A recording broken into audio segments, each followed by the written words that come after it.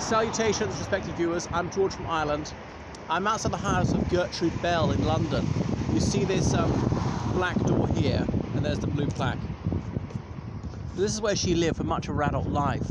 Now, Gertrude Bell, she was born on Bastille Day, 1868, in Washington. No, not DC. Washington and County Durham. That's in the United Kingdom. So she was from a wealthy political family. Her grandfather was a Liberal MP in the 1860s and 1870s. She was only 3 years old when her mother died. So she had at least one younger brother, as in her mother died giving birth to that boy. Her father remarried, and she got on quite well with her stepmother. No wicked stepmother of fairy tale horror here, who was a playwright. So inspired in her a love of reading and writing. So she's a very scholarly child, but don't imagine that she was just a bookworm. She was full of grit and go. She's very venturesome right from the get-go, and sometimes a bit of a tomboy. Excuse me, I'm going to... I'm told that's actually a good sign. If you sneeze, you don't have corona, because it's a dry cough you need to watch out for. It's a little season a bit chilly.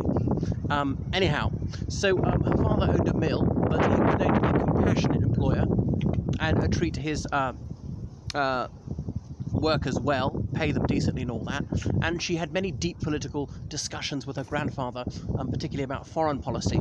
So this sparked her fascination for ethnography, travel, and foreign tongues. So she came to London and went to Queen's College. That's a school which is in, where was it? Kind of near Portland Place. Well, on Portland Place, really, which was a school that was properly academic for girls. A school was not, oh, yeah, we'll teach you a little bit and then really you find yourself a decent husband. That sort of posh girls' school. No. Very go ahead for the mid-19th century, saying we are seriously academic.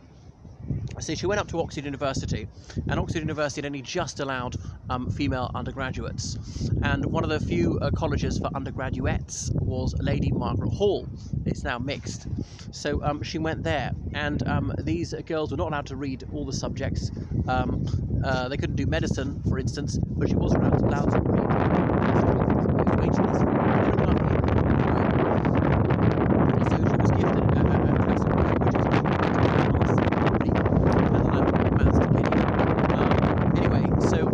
What was next for her? She achieved an extraordinary feat of getting a first-class degree. The very first woman to do that. A first-class degree is a bit like you being graduating cum laude in the United States. Only about 10% of people got a first in those days. And she achieved this in only 2 years, rather than the standard 3. So that really was extraordinary. Anyway, so she went down from there. She had plenty of family money, so she never had to work as such. She chose to do some work.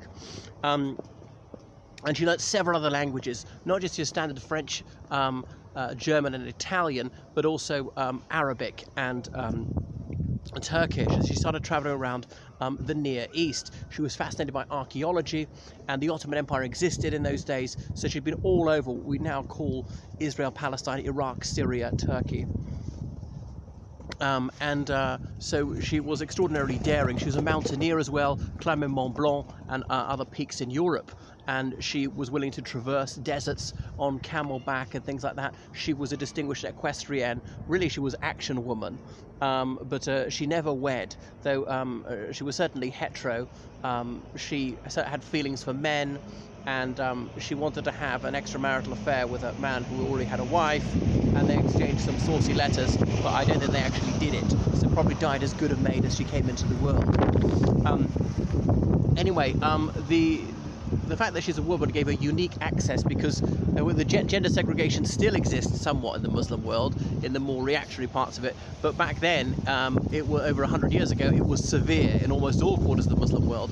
So often she'd go to the female section of the house, and I wonder if these women were more unguarded in their conversation, picking up tidbits of information which are useful to her.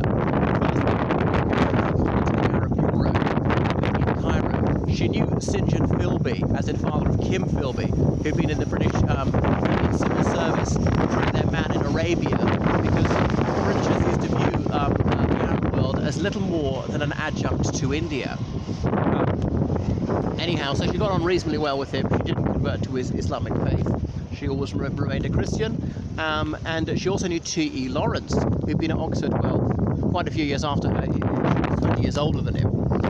So they got on quite well, but Florence was sometimes naive in his political judgment. So she realised just how messy things were, and to find any attempt to understand them in a tidy way. Anyhow, so she was traversing Iraq and forming alliances and trying to get people to rebel against the Ottoman Empire. Did she believe this is a moral cause? I'm not quite sure. But she made many lasting friendships in Iraq and other places. So the First World War ended, and they were setting up Iraq under Faisal, one of the Hashemites. The Hashemites had ruled Mecca and Medina, descendants of the Prophet Muhammad, but like loads of people claim to be that, because he had about a dozen wives, only 4 at most at the same time, so lots of descendants. And can they really prove it? Anyway, so the Hashemites were ruling the Hijaz, where Mecca and Medina are, Jordan, and indeed Iraq. Well, these days is Jordan. So she'd help put him there, a Sunni king for a mostly Shia kingdom. Didn't work that well, but she said that the British president was not very welcome in Iraq. But she was falling ill by the 1920s and returned to London, and I'm pretty sure that's where she died, at home. She had pleurisy, as in inflammation of the lining of the lungs. I'm not sure how she caught it, maybe just being outside when it's too cold and wet, because Iraq, despite what you might think can be quite cold sometimes, depends where you are. It's a rather large country. In the mountains it can be frightfully cold. And so but she died of an overdose of sleeping pills. Was that accidental, or was she taking her own life? It wasn't judged to be suicide, because otherwise she could be buried in consecrated ground. But her body was sent to Iraq. Down. The king did not attend. I think he probably would think that it wouldn't do to attend a Nazrani obsequy, but he simply watched from his balcony, which was a high accolade indeed. So that's Gertrude Bell. Her correspondence is scintillating. You can read volumes of the letters she exchanged.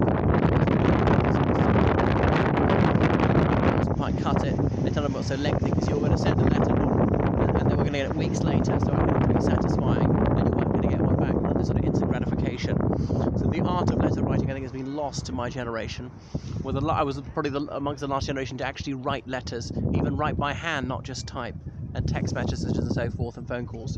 So that is Gertrude Bell, and she's still held in high regard by some Iraqis even a century later. Perhaps others would regard her as guilty of wicked imperialist machinations. All right, toodaloo.